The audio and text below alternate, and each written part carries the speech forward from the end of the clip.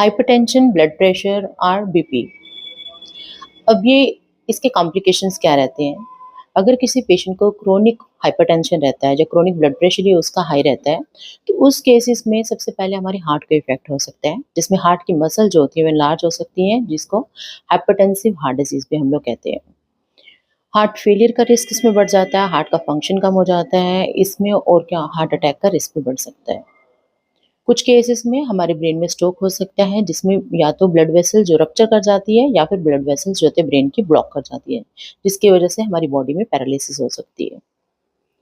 कुछ केसेस में हमारी आँखों में ब्लीड हो सकता है, हमें दिखना कम हो सकता है या टोटल ब्लाइंडनेस भी आ सकती है। हमारी किडनीज़ पे इफ़ेक्ट हो सकता है, जिससे किडनी फंक्शन कम हो सकता है। विद टाइम हमारी किडनी फंक्शन जो होता है बिल्कुल डिटेरियोरेट कर जाता है, अगर टाइमली हम ब्लड प्रेशर को ट्रीट नहीं करते हैं तो। हमारी पेरिफेरल वैस्कुलर डिजीज़ेज़ का रिस्क बढ़ जाता है, जिसमें हमारी जो वेसल्स होती हैं पाँव की, वो ब्लॉक हो जाती हैं और ब्लू डिस्कलरेशन हो सकती है, कई बार उसमें गैंग्रीन का भी रिस्क रहता है। कई बार सेक्सुअल डिसफंक्शंस भी हो सकते हैं।